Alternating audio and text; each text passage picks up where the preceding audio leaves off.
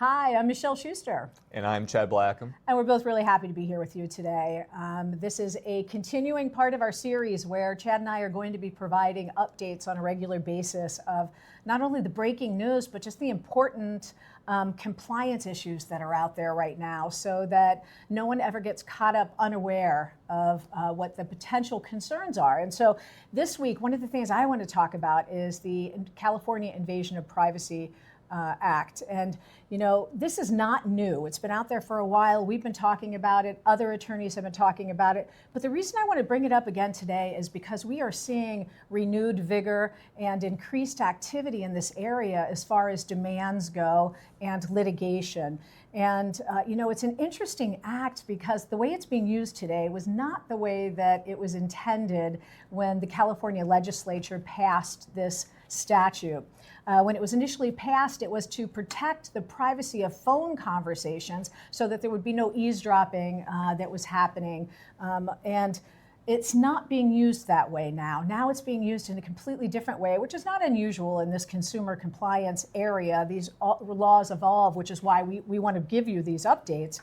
But what's happening now is plaintiffs' attorneys are using CIPA to file complaints and issue demands to companies that are firing cookies or pixels or other online tracking devices as consumers go into websites. And so how this typically would appear is there are, for instance, metapixels that fire when a consumer or a person enters into a website. And under the California law, if you are using cookies or pixels that are tracking that consumer's activities, you have to get consent for the tracking. And if you don't, then there are some pretty steep penalties that come with that on a per tracking violation. And so very quickly, you're talking about a lot of money. And so what can you do? First of all, I think that there are folks out there that don't even know what cookies or pixels or tracking devices are being used by their software developers on their website. So there are resources out there you can use to run against your website that will give you a list of all of those. So we're going to post that with this recording so you can go down and see some of these that you can use to check your own websites. There are also ways that you can turn those off or that you can delay those until you can get consent. And that would be optimal for compliance and also still being able to fire those tracking devices on your website. And if you follow this, if you first of all know what's going on with your website, then two, you either delay or stop and get consent if you're delaying before you do fire those, then you'll be in compliance for the most part with these with this statute. So really important.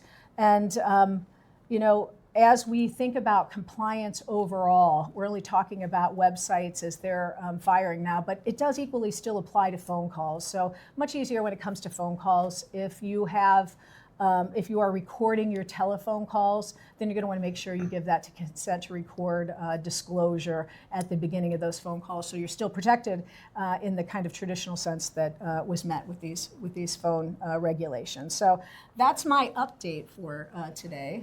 Chad, do you have any color commentary or any additional things around CIPA? You know, I do. There's actually some amendments coming up to CIPA too, which is why I think we've seen some of this increase in lawsuits. Plaintiffs and plaintiffs' attorneys are rushing to get their claims in, so to speak. So I think this is more timely than ever, especially as these tracking technologies become more useful, not just for our clients, but for businesses in general. You know, metadata, monetizing this information can be really, really important for your own business, and maybe not even just monetizing it, but using it for your own internal purposes. Making sure you're getting that consent is absolutely essential, especially as some of these technologies, Google Analytics, metapixel firing, are enabled by default on a lot of websites. Yeah, no, that's absolutely right. It's interesting. So last year they tried to amend this statute, and they would have taken out any kind of business to business or for commercial purpose type of tracking or eavesdropping or recording or any of those types of things, but unfortunately that statute did not get amended, and we're still stuck with kind of that old version that doesn't have that exemption. It'll be interesting to see if something does happen this year. I think it would be very good because this is not how that statute was intended to be used, and hopefully the California legislators will realize that and make some appropriate amendments. Absolutely, and I think it's interesting too because we're seeing a lot of these tracking technologies also have some interaction with wiretapping laws, which might be another example of something that was not intended to have a present application but conceivably does. The scary part there is a lot of those laws have criminal penalties as well. Yeah. Yeah, and if you think about even your compliance software, there are services out there that I know a lot of you subscribe to that are doing screen recording of consent, so you can see how the consumer's interaction went when they were providing consent for future marketing or telephone calls. And I think that those companies have really, got ahead of it. But it's an interesting conversation to have with them. Make sure that they are providing the appropriate disclosures or getting the appropriate consent before those fire as well. Absolutely. And with that, Michelle talked a little bit about CIPA, which is an old law with new application. I'm going to invert this a bit and talk about a new rule that's had some older application. So the FCC has signaled that it may walk back its stop one, stop all TCPA revocation rule. So I know this is big news for a lot of our clients. A lot of you have been dealing with this since 2024, I think, at this point. So a little bit of brief history on this. The revoke all rule would require that if a called party uses any reasonable method to revoke consent under the TCPA, that consent is considered fully revoked for all types of calls. Now, portions of this have gone into effect. A consumer must be able to revoke consent in reasonable means. However, the other portion, the stop one, stop all rule, has been delayed. I think this is the third time now, but it's currently delayed until January 31st, 2027. There have been a lot of petitions from banks and financial institutions essentially saying, hey, if we follow this rule, the consumer might not get fraud alerts if they opt out of certain informational calls or marketing calls. We may not be able to send them emergency calls. So there's been a lot of clarification requests to the FCC regarding this. And the FCC has now said that it is considering delaying this rule even further. And it said that the current analysis provides that a significant operational burden and a high degree of consumer confusion is likely to result from the rule. Interestingly, the operational burden, they didn't use that exact language, but that notation, that kind of inclination has also been the reason that the FCC delayed the rule in the past as well. So big rule continues to get delayed, but as I mentioned kind of at the outset of this, the revoke all rule portion relating to reasonable revocation means the consumer has to be able to revoke through any reasonable means, including the way that they provided their consent. That remains in effect. That is a really, really big one. And all of our clients and all businesses really who are engaging any type of consent gathering subject to this law should make sure to adhere to that. Yeah, and it's interesting. I have a lot of conversations with clients that say, well, Michelle, I know that I'm allowed 10 days before I have to honor that revocation of consent. While that is the outer limit of what's reasonable as to when you have to honor that revocation request, if you have the ability to honor that immediately, meaning that it updates your do not call, your internal do not call list, and you're accepting that, and it's processed either immediately or maybe within a day, then that could be reasonable. And we see plaintiffs' attorneys out there arguing that that do not call request, that revoke request, should be honored immediately. Literally, I don't want to call later today or tomorrow. I don't care that you have 10 days. We believe that as soon as that was revoked, that was a reasonable time period because it honors it. The other thing that's kind of interesting is, we were actively involved with filing of a number of comments to the FCC around this revoke all rule. And especially when you're talking about the larger companies out there that have a lot of different affiliates, a lot of different units within the organization that may not all share the same computer databases, the same IT systems, and trying to get that revocation out through all of those entities, all of those affiliates, is very complicated.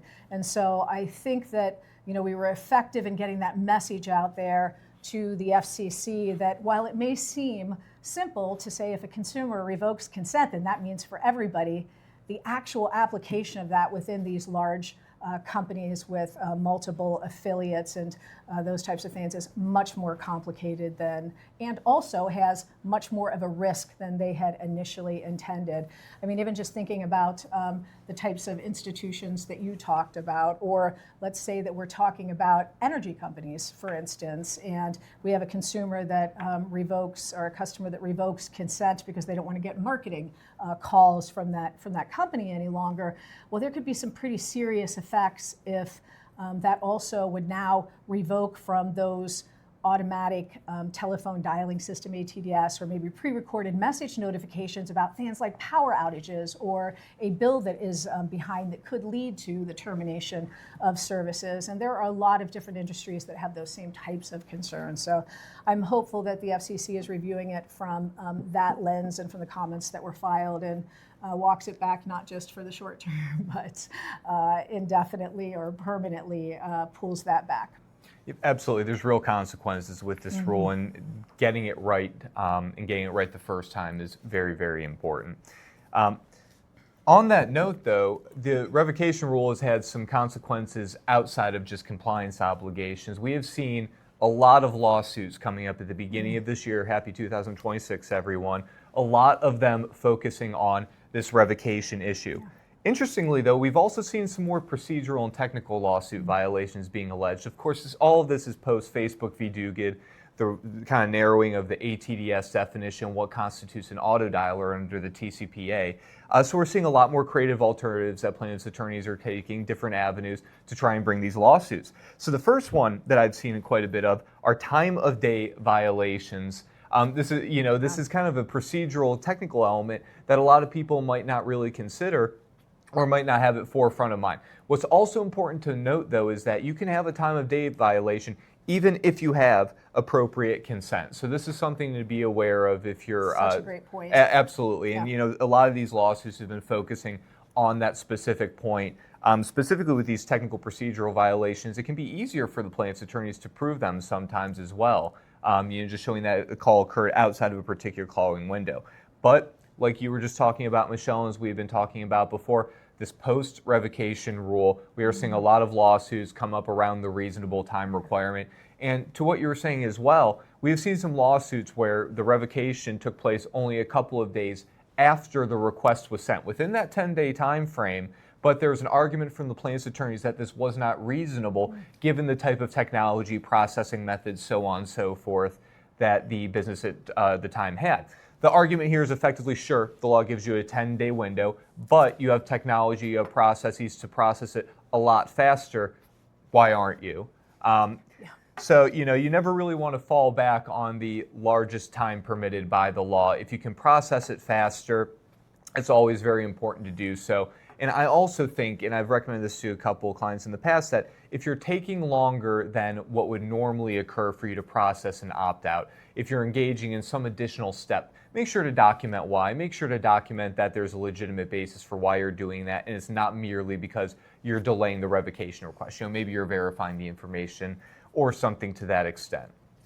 So, yeah, no, great points. The other thing that I've seen come up recently, like in a couple of different cases, that is something I hadn't seen in a while, is, so plaintiffs, as they're trying to create TCPA cases, because that's what, let's face it, that's what a lot of them do, they create.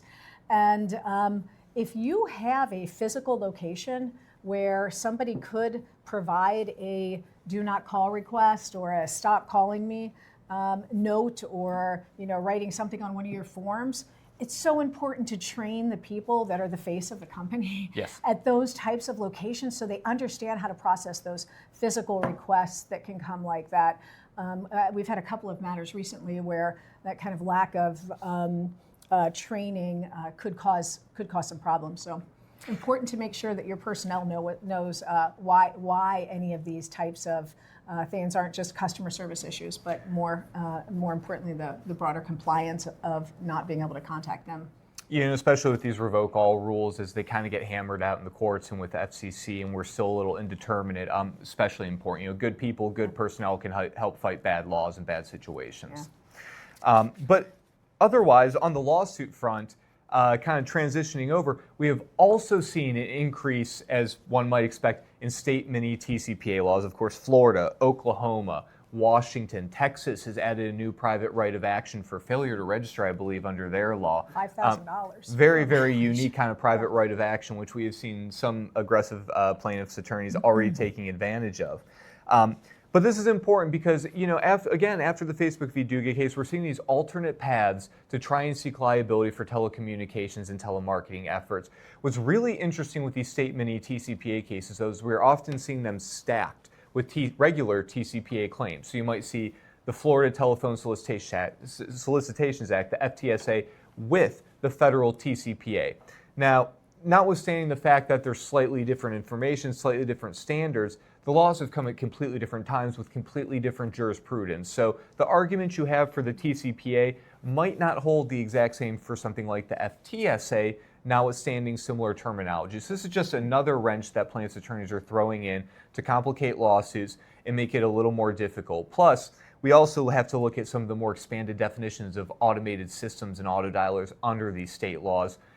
Your dialer likely may not be an ATDS under the federal law, might require a bit more scrutiny under these state laws, and this is something that plaintiffs' attorneys are keenly aware of. Yeah.